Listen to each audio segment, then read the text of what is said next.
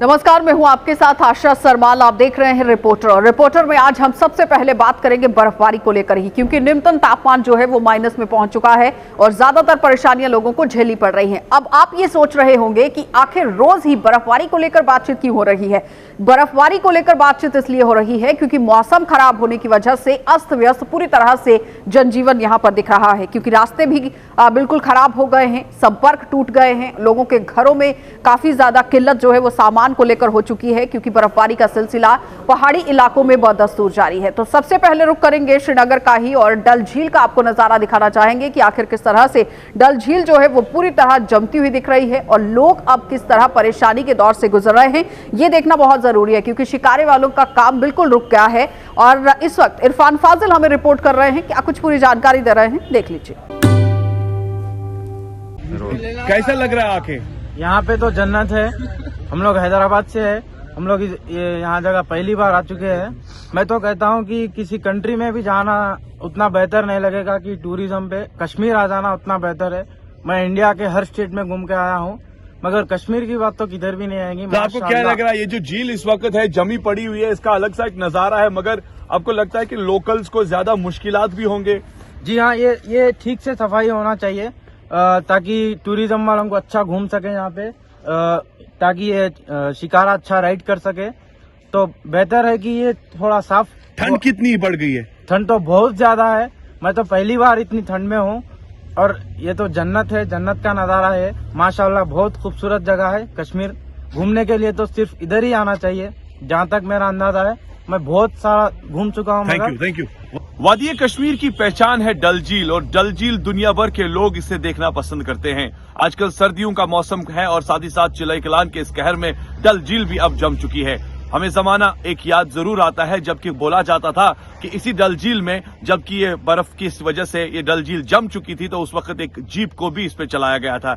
कई सारे खेल भी हुए थे। और आज जबकि तापमान की गिरावट है, माइनस है, और इस माइनस के बीच काफी ज्यादा मुश्किलात, खास तौर पर शिकारा वाले, हाउस बोट वाले जो डल झील में रहते हैं। और खुसूसन अगर देखा जाए इस वक्त फिर से वैसी ही हालत लग रही है। और अगर तापमान में गिरावट और होती है, माइनस बढ़ जाता है, हमें लगता है कि वो जमाना फिर लौटेगा जबकि यहाँ पर जीप चलाई गई थी। विद वीडियो जर्नलिस्ट समीर वानी के साथ सईद इरफान फाजिल, गुलिस्तान न्यूज, डल लेक, कश्मीर। चलिए, तो आपने देखा कि इरफान का क्या कुछ कहना था, किस तरह से वो समझाते हुए नजर आ रहे हैं कि एक तरफ रोजगार के लिए सरकार यहां पर कदम उठाती हुई दिख रही है, लेकिन दूसरी तरफ अगर हम शिकारा वालों की बात करें तो अब उन्हें खाने पीने के भी लाले पड़ गए हैं। लेकिन उससे भी बड़ी बात यहां पर यह है कि कश्मीर के अंदर बर्फबारी की वजह से लोगों को काफी ज्यादा परेशानियां झेलनी पड़ रही हैं। बिजली पानी की किल्लत हो चुकी है। पहले यहां पर कदम तो उठाए गए, लेकिन उसके बावजूद भी अगर हम दूरदराज के इलाकों की बात करें तो आज भी लोग काफी ज्यादा परेशान हैं। चलिए, अब आपको कश्मीर से दिखा देते हैं कि किस तरह से सनम एजाज हमें रिपोर्ट दे रहे हैं, क्योंकि लगातार 11 दिन हो चुके हैं बर्फबारी को मद्देनजर रखते हुए और रास्ते पूरी तरह से बंद हैं। क्लियरेंस का काम बिल्कुल भी नहीं होता हुआ दिख रहा है। इक्का दुक्का जगहों पर क्लियरेंस का काम किया जा रहा है, लेकिन पूरे क्या सूरत हाल है बर्फबारी की वजह से, सनम के पास चलते हैं, सनम की रिपोर्ट में देखिए।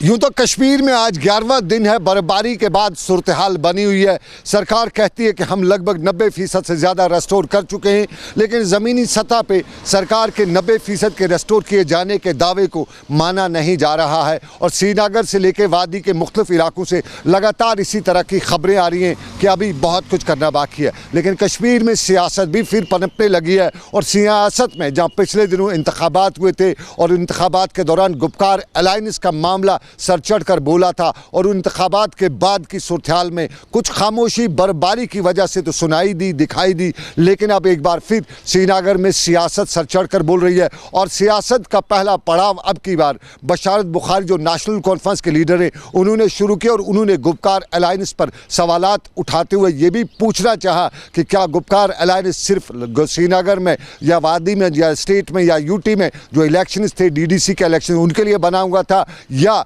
गुपकार अलायंस को रेस्टोरेशन ऑफ 370 के हवाले से कुछ अमली इकदाम उठाने थे। सवाल बशारत बुखारी ने उठाए, तायीद उसकी पीपल्स कॉन्फ्रेंस के इमरान रजा अंसारी ने की, और इमरान रजा अंसारी ने एक बड़ी चिट्ठी भी लिख डाली सजाद गरी लोन को। उस चिट्ठी में उनने कई सवाल पूछे, और सवाल ये भी पूछा कि अगर गुपकार अलायंस था तो फिर ज़मीनी सतह पर गुपकार अलायंस क्यों नहीं रहा, क्यों ज़मीनी सतह पर गुपकार अलायंस के खिलाफ ही पॉलिटिकल पार्टीज जो इस गुपकार अलायंस के हिस्सेदार थी उन्होंने अपने कैंडिडेट्स खड़ा किए। और फिर इमरान अंसारी ने एक और सवाल ये भी भी पूछा कि अगर अलायंस था तो अलायंस में बताया गया था कि 370 के हवाले से इकदाम उठाए जाएंगे, तो फिर खामोशी क्यों? क्यों नेशनल कॉन्फ्रेंस के फारूक अब्दुल्ला खामोश हैं?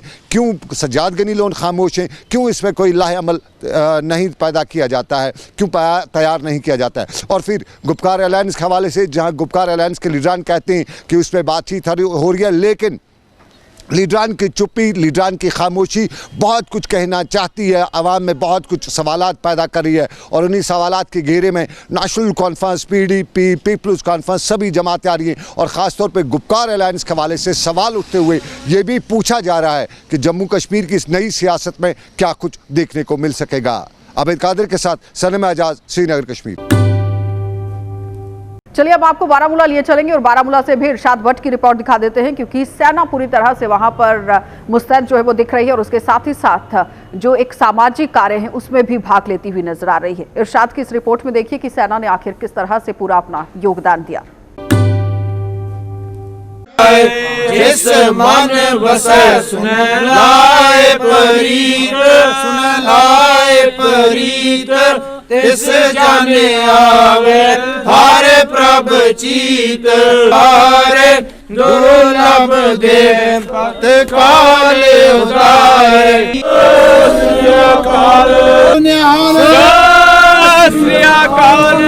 अगर हम शुमाली कश्मीर के ज़िले बारामूला के सिंहपुरा इलाके की बात करें, यहाँ पे आज फ़ौज की तरफ से एक चश्मे का जो है इनाग्रेशन किया गया। हालांकि इसमें जो है बड़ी तादाद में जो लोगों ने शिरकत भी की। मैं आपको बताते चलो, ये 100 साल पुराना ये यहाँ पे चश्मा था। कोई बुज़ुर्ग आया था यहाँ पे काफ़ी उन दिनों जो है पानी की किल्लत थी और उसने यहाँ पे छड़ी रखी, फिर उसके बाद जो है यहाँ से पानी निकला। दूर दराज इलाकों के साथ साथ जो मुकामी रिहाइश पजीर लोग थे वो यहाँ पे इस चश्मे से जो है पानी लेते थे और लोगों के जो है काफ़ी जो है मसले मसाइल यहाँ पे थे। अगर देखा जाए दूर दराज इलाकों के लोगों को जो है काफ़ी सारे मुश्किलातों का सामना करना पड़ रहा था उन दिनों। हालांकि आज भी जो है इस चश्मे से काफ़ी लोग यहाँ से पानी लेते हैं। यहाँ के मुकामी लोग हैं जिनके साथ हम बात करने की कोशिश करेंगे। जी, अपना नाम बताइए। मेरा नाम नवजोत सिंह है। वाहिगुरु जी का खालसा, वाहिगुरु जी की फतेह। जो आज 108 महंत मनजीत सिंह जी हैं, मैं उनके पास रहा हूँ उधर और उनसे विद्या हासिल किया मैंने। तो जो इधर ठाकर भाई मेला सिंह जी हैं, इधर इनका कुआं था जहाँ इनने बरछा मारा था और पानी निकाला था यहाँ पे। और जो 52 RR है इन्होंने यहाँ पे कंस्ट्रक्ट किया है और बहुत सामान लगाया, मतलब बहुत अच्छे से इन्होंने किया। आज आए थे यहाँ, बहुत ही अच्छा प्रोग्राम हुआ। चले, बहुत बहुत शुक्रिया। चले, ये खत्म हो जाएंगे जी। मुश्किल तो ख़त्म हो जाएंगी जब ये जो हमने ये निशान सब लगाया 1-2 साल पहले जी। तो यहाँ जो आज गद्दी पे विराजमान हैं हमारे 108 महंत मनजीत सिंह जी, वो जब 2 साल पहले आए, सिंहपुरा बरादरी ने उनको अपील की कि महाराज आप वहाँ चलो, हम देखेंगे कि उधर क्या करना है। जब उन्होंने देखा तो उन्होंने बोला कि इधर एक बड़ा निशान साहब, पहले छोटा था तो उन्होंने फिर बड़ा निशान साहब लगाया। फिर उन्होंने मेरे को बुला के बोला जी आपने ये सेवा करनी है संगतों के साथ मिलके। फिर इन भाईचारों का पूरा हमारे साथ हुआ। फिर हमने जो यहाँ झंडा लगाया आज निशान साहब जिसको हम कहते हैं, और कुएं साहब की एक बरादरी ने। चलिए, अगर हम शुमाली कश्मीर के ज़िले बारामूला के सिंहपुरा की बात करें, यहाँ पे आज GOC किलो फोर्स HSI ने यहाँ पे एक चश्मे का जो है इनाग्रेशन किया। हालांकि बड़े तादाद में जो है यहाँ पे सिख कम्युनिटी के जो लोग आए हैं उनका यही कहना है कि हम 52 राष्ट्रीय राइफल्स का जो है शुक्रिया अदा करते हैं। ताम इनका ये भी कहना है कि हमने पिछली दफ़ा भी ज़िला इंतज़ामिया से या गवर्नर इंतज़ामिया से ये कहा था कि इस चश्मे को जो है जल्द से जल्द ठीक करें, मगर उन्होंने तवज्जो नहीं दी। ताहम जो है 52 राष्ट्रीय राइफल्स के साथ साथ जो किलो फोर्स है उन्होंने इस पे जो है इस चश्मे के ऊपर तवज्जो दी। आज बाज़ाब्ता तौर पर जो है इसकी इनाग्रेशन हुई, लोगों के साथ हमारी बात हुई, लोग बड़े खुश नज़र आए। हालांकि 100 साल पुराना ये चश्मा यहाँ पे था, हालांकि बिल्कुल खस्ता हो चुका है।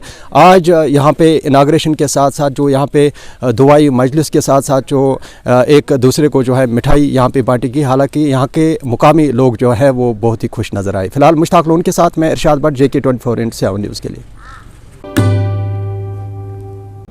तो आपने देखा कि सनम का क्या कुछ कहना था, किस तरह से वो पूरे सूरत हाल यहाँ पर बयां करते हुए नजर आ रहे हैं। उनका साफ तौर पर कहना है कि प्रशासन एक तरफ संजीदगी बरतता हुआ नजर भी आ रहा है, लेकिन दूसरी तरफ आप देखिए कि लोग काफी ज्यादा परेशान हैं, क्योंकि बर्फबारी का सिलसिला बदस्तूर जारी है। मैदानी इलाकों में बारिश हो रही है और उसकी वजह से बिजली पानी की किल्लत तो है ही, लेकिन रास्तों पर भी बर्फ जमी हुई है, क्योंकि फिसलन होने की वजह से कई ज्यादा हादसे भी पेश आ सकते हैं। तो इससे पहले प्रशासन और विभाग को चाहिए कि जल्द से जल्द रोड जो क्लियर है उसको किया जाए।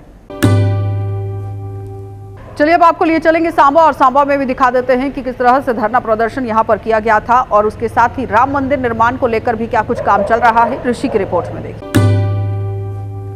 राम मंदिर निर्माण को लेकर जन जागरण जो है वो पूरे देश भर में चलाया जा रहा है। यहाँ सांबा जिला की अगर बात करें तो सांबा नगर में भी आज राष्ट्रीय स्वयंसेवक संघ द्वारा जन जागरण चलाया जा रहा है। लोगों से अपील की जा रही है कि आप अपना समर्पण दीजिए राम मंदिर निर्माण को लेकर, और उसी के चलते यहाँ पर भव्य रैली जो है वो यहाँ पर निकाली गई है आरएसएस द्वारा सांबा नगर में, और यहाँ पर भारी तादाद में युवा जो है वो अपने वाहन लेकर सड़कों पर निकले हैं, लोगों को जगा रहे हैं कि आप श्री भव्य राम मंदिर निर्माण को लेकर अपना समर्पण करें। उसी के चलते यहाँ पर आप देख सकते हैं कि भारी तादाद में यहाँ पर गाड़ियां जो है वो लेकर आज युवा सड़कों पर निकले हैं, और लोगों से अपील की जा रही है कि आप लोग जितना हो सकता है उतना समर्पण करें। तो मेरे साथ यहाँ पर आरएसएस के कार्यकर्ता मौजूद हैं, उनसे जानने का प्रयास करते हैं इस पूरे जन जागरण को लेकर। तो त्रिभुवन जी मैं आपसे शुरुआत करूंगा, लगातार एक जन जागरण चलाया जा रहा है आपकी तरफ से भव्य श्री राम मंदिर निर्माण को लेकर, लोगों से अपील की जा रही है कि आप समर्पण दीजिए। क्या कहना चाहते हैं इस भव्य रैली को देखकर?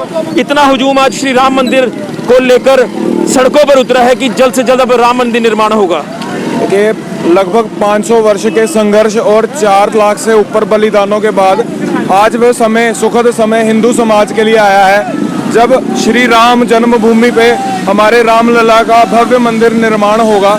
उसके लिए हर हिंदू हृदय में हर्ष और उल्लास का माहौल है, और ये जो रैली आप देख रहे हैं ये सांबा नगर में इसलिए की जा रही है कि हर हिंदू तक ये संदेश पहुंचे कि मकर संक्रांति के बाद बसंत पंचमी तक 1 महीने के बीच में कभी भी कोई ना कोई राम भक्त उनके घर तक पहुंचेगा, और वे अपनी शुभ कमाई में से, अच्छी कमाई में से कुछ ना कुछ अंश दान जो है राम मंदिर निर्माण के लिए अपना वहां पे जरूर अर्पित करें, समर्पित करें।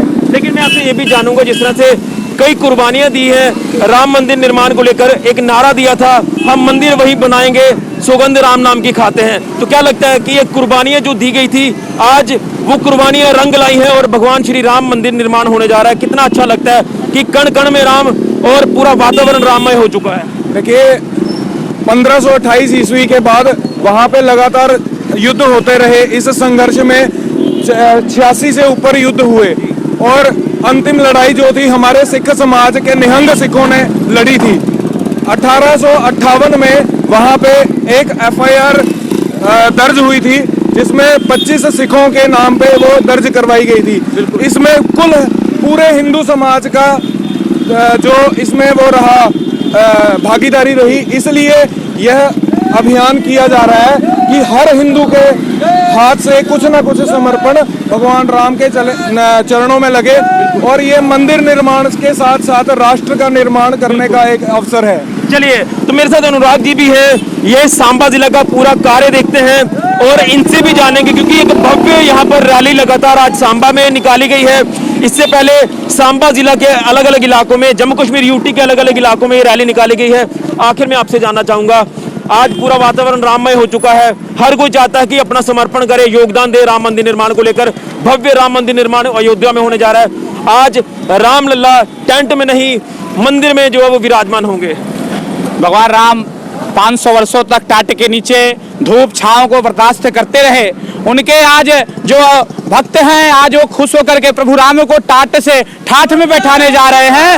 राम के इन संघर्षों में, प्रभु राम के संघर्षों के कालखंड में 4.5 लाख लोग हमारे पूर्वज बलिदान दे दिए, लेकिन राम का मंदिर नहीं देख पाए। आज उनके बलिदान की अमर गाथा भारत देख रहा है, और पूरे विश्व के अंदर राममय हो गया, सबके राम सब में राम, इसी कल्पना को साकार संगठन कर रहा है। चलिए, बहुत शुक्रिया। तो ये थे हमारे साथ राष्ट्रीय स्वयंसेवक संघ के कार्यकर्ता जो कि आज सड़कों पर निकले हैं। राम मंदिर निर्माण को लेकर जन जागरण किया जा रहा है, और सांबा नगर में भी ये जन जागरण धूमधाम से जो वो किया जा रहा है। आज युवा गाड़ियां लेकर, वाहन लेकर सड़कों पर निकले हैं और लोगों को जगा रहे हैं कि आप अपना समर्पण दीजिए श्री भव्य राम मंदिर निर्माण को लेकर, जो कि अयोध्या में होने जा रहा है। उसी के चलते ये लगातार रैलियां की जा रही है, लगातार कार्यक्रम आयोजित किए जा रहे हैं। और आपको ये भी अपडेट कर दें कि 14 जनवरी मकर संक्रांति के दिन से इस अभियान की शुरुआत हर घर से होगी और हर घर में जाकर अपील की जाएगी समर्पण को लेकर, श्री भव्य राम मंदिर निर्माण को लेकर। फिलहाल के लिए कैमरामैन राहुल के साथ ऋषि खजूरिया, जगरण 24/7 न्यूज के लिए। चलिए अब आपको बड़गाम लिए चलेंगे और बड़गाम से भी दिखा देते हैं अशरफ डार हमें क्या कुछ रिपोर्ट दे रहे हैं। अवाम की यहाँ पुरानी डिमांड थी, पिछले 6 महीने से लोग चला रहे थे। अगर कश्मीर को यूटी में तब्दील किया गया है तो हमें इसके राइट्स क्यों नहीं मिल रहे हैं। और आज फॉरेस्ट डिपार्टमेंट ने एक अच्छा प्रोग्राम बनाया है और हमें इन्फॉर्मेशन दी है कि गवर्नमेंट ऑफ इंडिया ने वाकई यूटी के साथ साथ यूटी के जो फैसिलिटीज़ हैं वो कश्मीर को देने के लिए तैयार हुए हैं। और इसके इब्तदाई दौर में फर्स्ट टाइम महकमा जंगलात फॉरेस्ट डिपार्टमेंट ने हमें बहुत अच्छी जानकारी दे दी है, कहाँ पर क्या करना है, कैसे करना है, क्या करना है, किसको क्या हुकूक है और किसे क्या करना चाहिए। हम इसके लिए इनके बहुत शुक्रगुजार हैं। इन लोगों ने हमें यहाँ आकर हमें पूरी इन्फॉर्मेशन दे दी है कि आपके पास क्या राइट्स है आज के बाद और आपको क्या मिल सकता है हमारे साथ, हम आपको क्या दे सकते हैं और आपको किस स्कीम के साथ कैसे चलना है। बहुत बहुत शुक्रिया मैं इनका करता हूँ, यहाँ के रेंजर साहब का, बीडीओ बड़गाम का और यहाँ बैठे हैं कोयूम साहब हमारे, इनका मैं बहुत शुक्रगुजार हूँ। इन लोगों ने यह प्रोग्राम चालू करके हमें इन्फॉर्मेशन दी। एक्चुअली ये जो फॉरेस्ट राइट एक्ट है 2006, इसमें हम इम्प्लीमेंट करने जा रहे हैं जो शेड्यूल्ड ट्राइब्स और फॉरेस्ट ट्रेडिशनल फॉरेस्ट डेवलपर्स है, उनको हम उनके राइट्स हम रिकॉग्नाइज करने जा रहे हैं और उनको बाद में उसका टाइटल इशू किया जाएगा। आज हमने यहाँ बड़गाम में और पूरे अपने रेंजेस में एक अवेयरनेस प्रोग्राम रखा है। हमने फॉरेस्ट राइट्स कमेटीज़ तश्कील दी हुई है, उनको अवेयर करने की ज़रूरत थी कि इस एक्ट का क्या मकसद है। हमने कुछ फॉर्मेट्स उनको डिस्ट्रीब्यूट किए हैं। गवर्नमेंट की तरफ से ये इंस्ट्रक्शन के 15 तारीख तक ये जो अवेयरनेस जो कैंप हमने यहाँ पे ऑर्गेनाइज़ किए हैं, लोगों को अच्छी तरह से ऑर्गेनाइज़ किया जाए ताकि 15 तारीख के बाद 15 तारीख से ये जो इनके क्लेम्स जो है, जो भी फॉरेस्ट डेवलपर्स है, ट्रेडिशनल फॉरेस्ट डेवलपर्स और शेड्यूल्ड ट्राइब्स जो हमारे यहाँ पे है जम्मू कश्मीर में, वो क्लेम करने शुरू कर दें। तो बाद में इन क्लेमों को हम वेरिफिकेशन करके उनको जो भी इसमें जो 2005 से 13 दिसंबर 2005 से पहले जो है जो फॉरेस्ट में रह रहे हैं, फॉरेस्ट से अपने जो बेनिफिट्स डिराइव कर रहे हैं, कम्युनिटी बेनिफिट्स डिराइव कर रहे हैं, उनको रिकॉग्नाइज करके उनके उसका फ़ायदा मिले। ये आज का जो हमारे ट्रेनिंग प्रोग्राम था, यहाँ पे अवेयरनेस प्रोग्राम था, इसका यही मकसद था। फॉरेस्ट डिपार्टमेंट बड़गाम की तरफ से आज शेखुल आलम हॉल में फॉरेस्ट एक्ट 2006 के मुतालिक एक अवेयरनेस प्रोग्राम मुनक्कद हुआ। इस अवेयरनेस प्रोग्राम में उन बेसिक मेंबरों ने जो कि ब्लॉक लेवल पर, ग्राम सभा लेवल पर कमेटी बनाई गई है, उन्होंने उस प्रोग्राम में शिरकत की। ये कमेटियाँ शेड्यूल्ड ट्राइब और अदर ट्रेडिशनल फॉरेस्ट डेवलपर्स जो कि फॉरेस्ट में रह रहे हैं, उनके लिए ये कमेटियाँ तश्कील दी गई है, जो कि आने वाले वक्त में वहाँ से जो है बेसिक रिपोर्ट दे के फॉरेस्ट डिपार्टमेंट को सबमिट करने के बाद वो ज़िला तरक्याती कमिश्नर के पास जाने के बाद उन लोगों को अब इंसाफ मिलने की उम्मीद है। हाल ही में आपने देखा होगा सुप्रीम कोर्ट की तरफ से जिस तरह से जो फॉरेस्ट लैंड में रह रहे थे उनको जो है वहाँ से वैकेट करना पड़ा। कई जगहों पर बड़गाम के भी कई कंदजन इलाके में भी जो है लोग वहाँ फॉरेस्ट में एरिया में रह रहे थे, उनको भी वहाँ से निकाला गया था। अब चूँकि जब से यूटी जम्मू कश्मीर यूटी बना है, तब से अब जो है जो यूटी में जो कानून है 2006 जो फॉरेस्ट एक्ट है वो अब कश्मीर में भी जो है लागू हुआ है। अब कहीं ना कहीं उसका जो फ़ायदा उन जो है ट्रेडिशनल फॉरेस्ट डेवलपर्स है उनको मिलने की उम्मीद है। गुलिस्तान न्यूज़ के लिए बड़गाम से कैमरामैन ज़हूर के साथ डार। कश्मीर के अंदर कश्मीरी रोटी काफ़ी ज़्यादा मशहूर है और कश्मीर के लोग काफ़ी पसंद भी कश्मीरी रोटी को करते हैं। वहीं पे अगर हम ज़िला डोडा की बात करें, ज़िला डोडा के अंदर कश्मीरी रोटी काफ़ी ज़्यादा बिकती है। अभी हम एक पुरानी सी दुकान के अंदर हैं जो काफ़ी मशहूर दुकान है और मेरे साथ दुकान के ऑनर भी हैं। अभी कुछ काम भी कर रहे हैं, इनसे बातचीत कर लेते हैं, इनसे जानते हैं कि कब से ये दुकान करते हैं। आपका नाम? साजिद खान जी है मेरा नाम। साजिद, कहाँ के रहने वाले हैं आप? हम बेसिकली भागवा के हैं, तो अभी यहाँ पर डोडा में सेटल हुए हैं। तो कितनी पुरानी दुकान है आपकी? ये तो यहाँ पर 20 साल से हम काम कर रहे हैं। पहले दूसरी मार्केट में थी मेरी दुकान, तो काफ़ी मेरे फादर साहब भी यही काम करते हैं और आगे हम, मेरा भाई और मैं भी यही काम करते हैं। क्या क्या इसमें वैरायटी बनाते हैं आप? वैरायटी तो लवासे बनते हैं, गिरदे बनते हैं, बागरखानी बनती है और कुलचे बनते हैं। काफ़ी डिमांड होती है, बाहर की भी डिमांड होती है, कश्मीर की डिमांड होती है, डोडा से ले जाते हैं गिरदे बागरखानियाँ कुलचे डोडा से जाते हैं और जम्मू की भी डिमांड होती है यहीं से। शादियों की काफ़ी डिमांड रहती है। देखिए शादियों का जहाँ तक मेरा सवाल है कि बहुत ज़्यादा डिमांड होती है। कुछ लोग तो नाराज़ भी हो जाते हैं क्योंकि हम कर नहीं पाते हैं, क्योंकि काफ़ी मशहूर है हम डोडा में यहाँ पर ये रोटियों की वजह से। शादी वगैरह की है? जनाब शादी भी की है। तो आगे बच्चों को क्या करवाएंगे? यही काम करेंगे कि पढ़ाएंगे उनको? इंशाल्लाह पढ़ाने पे ज़्यादा जोर रखेंगे, क्योंकि जो हमने किया है हम सोच रहे हैं कि हमारे बच्चे जो आगे वो कुछ बने, कुछ आगे करें। तो फिलहाल लॉकडाउन की वजह से बहुत नुकसान हुआ हमारा। कितना नुकसान होगा लगभग? देखिए आपको पता है कि ईद के दौरान यहाँ पर बहुत काम होता है, तो ईद के दौरान हमारा जो है ना लॉकडाउन में बंद रहा, बिल्कुल मार्केट सारी बंद रही, तो जिसकी वजह से हमें किराया भी देना पड़ा। जो यहाँ पर बंदे काम करते उनको भी तनख्वाह देनी पड़ी, तो काफ़ी नुकसान हुआ बहुत ज़्यादा। सुबह ऐसे कितने बजे आप आते हैं अपनी दुकान? सुबह हम तो गर्मियों के टाइम तो 3:30-4 बजे तो आ जाते हैं। आज के टाइम में 5 बजे आना पड़ता है और लवासे बनाने पड़ते हैं। तो कितना मेहनत का काम है ये? जनाब मेहनत तो बहुत लगती है, मेहनत का ही काम है। और डोडा के जो लोग हैं वो काफ़ी पसंद करते हैं। उनको रेट का नहीं है, उनको खाली चीज़ चाहिए, मतलब अच्छी क्वालिटी में होना चाहिए माल। तो माल बहुत अच्छा लगता है। इसमें क्या क्या वैरायटी आपकी मशहूर रहती है यहाँ पे? मशहूर तो सब कुछ रहता है, वैसे गिरदा रहता है, कुलचे रहते हैं, बागरखानियाँ, लवासे, सब कुछ मशहूर है। और हम यहाँ पर मीठी आइटम भी बनाते हैं, वो भी मशहूर रहती है। पब्लिक का किस तरह का रिस्पॉन्स रहता है जो आपके कस्टमर हैं? पब्लिक का तो हम उनके लिए क्या बताएं, बड़ा कुछ वो करते हैं हमारे लिए। बेचारे वेट करना पड़ता है, जो 1.5-2 लाख रुपए तनख्वाह लेते हैं वो यहाँ पर आते हैं, तो हमें भी खुशी होती है कि कोई प्रोफेसर आता है, यहाँ पर वेट करना पड़ता है उनको, हमसे रोटियाँ लेते हैं, हमें भी हुनर है। और साफ तौर में बताया कि काफ़ी दूर दूर से लोग आते हैं, जम्मू से, बाकी जगहों से हमसे सामान लेने, और डोडा के अंदर वो ज़रूर इस दुकान पे आएँ और जो इनकी बागरखानी या जो बाकी चीज़ें बनाते हैं उनको ज़रूर आप टेस्ट कीजिए। देखते रहे गुलिस्तान न्यूज़, वसीम गत्तू, डोडा। उसके साथ ही आपको लिए चलेंगे नेशनल हाईवे की तरफ, क्योंकि नदीम के पास जाना बहुत जरूरी है। आज फिर से यातायात के लिए नेशनल हाईवे को बंद कर दिया गया है। पहले छोटे और बड़ी गाड़ियों को छोड़ा तो गया था, लेकिन अब कैला मोड़ पर इस पुल के क्षतिग्रस्त होने की वजह से दोनों तरफ से आवाजाही जो है वो बंद हो गई है। डीसी और एआरटीओ भी वहां पर मौके पर पहुंचे हुए थे। क्या कुछ उनका कहना था, जरा वो देख लीजिए। समय आपने देखा कि लगा पूरी मुरम्मत करने के लिए, क्योंकि जाहिर तौर पर निर्माण एजेंसियां काम करती हुई नजर तो आ रही थी, लेकिन उसके बावजूद भी आप देखिए कि मौसम किस तरह से बाधा बना हुआ था। और जब गाड़ियों की आवाजाही को खोला गया तो कैला मोड़ इलाके के अंदर पुल जो है वो क्षतिग्रस्त हो गया, और क्षतिग्रस्त होने की वजह से एक बार फिर से संपर्क जो है वो रास्ते का टूट गया। अब वैकल्पिक मार्ग बनाने की कोशिश तो की जा रही है, लेकिन अब कहां तक ये काम पहुंचा है ये देखना बहुत जरूरी है, समझना बहुत जरूरी है, और कब तक आवाजाही जो है वो बहाल हो पाएगी ये भी जानना बहुत जरूरी है, क्योंकि नेशनल हाईवे पर दोनों तरफ से आवाजाही को पूरी तरह से आज फिर से बंद कर दिया गया है। निर्माण एजेंसियां काम कर रही हैं। नदीम इस वक्त हमारे साथ जुड़ चुके हैं और उन्हीं से जानना चाहेंगे कि आखिर क्या सूरत हाल है। नदीम, क्या अपडेट है इस वक्त लेटेस्ट? जी बिल्कुल माशा, देखिए जहां हम केला मोड़ के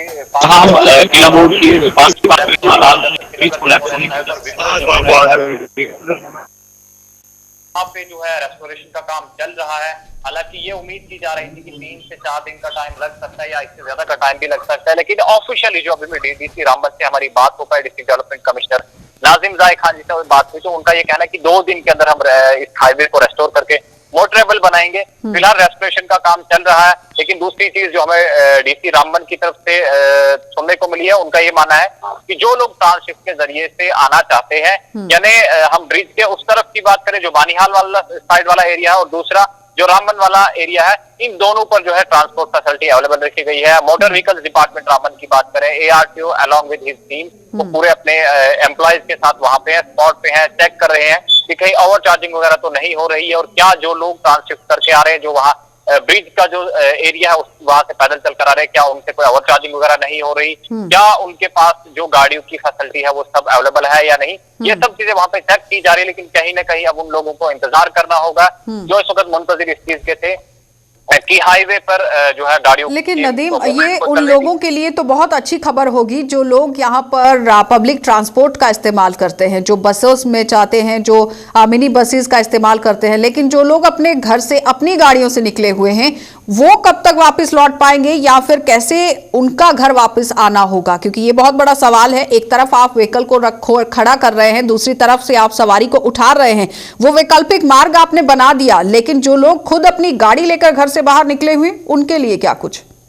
जी बिल्कुल, देखिए आशा, उनके लिए तो यही बात है कि जिस तरह से बीबीसी रामबन ने कहा है कि अगर कोई लोग ऐसे जो अपने घर में है और घर से उन्होंने बाहर निकला और अपनी गाड़ी के जरिए से ही आना है, और उनको ये चीज करनी चाहिए कि जब अपने घर से निकले तो एक आदमी एडिशनल अपने साथ लाए ताकि जो उनकी गाड़ी को वापस ले जाए। लेकिन जो लोग घरों से बाहर हैं, जो अपने घर जाना चाहते हैं लेकिन ये जो ब्रिज टूटने की वजह से अपने घर नहीं जा पा रहे, तो उनको इंतजार करना होगा इस चीज का कि जब तक हमारा जो ब्रिज है वो रेस्टोर नहीं होता, हमारी रोड मेंटेन नहीं होती, तब तक उन लोगों को इंतजार करना होगा। फिलहाल जो लोग पब्लिक ट्रांसपोर्ट में सफर कर रहे हैं, पब्लिक जो कमर्शियल बसेज में सफर करते हैं, उसमें जो सफर कर रहे हैं उनके लिए तो राहत कहीं ना कहीं है, लेकिन उन लोगों के लिए कोई भी राहत नहीं जो अपनी गाड़ियों के जरिए से सफर करते हैं।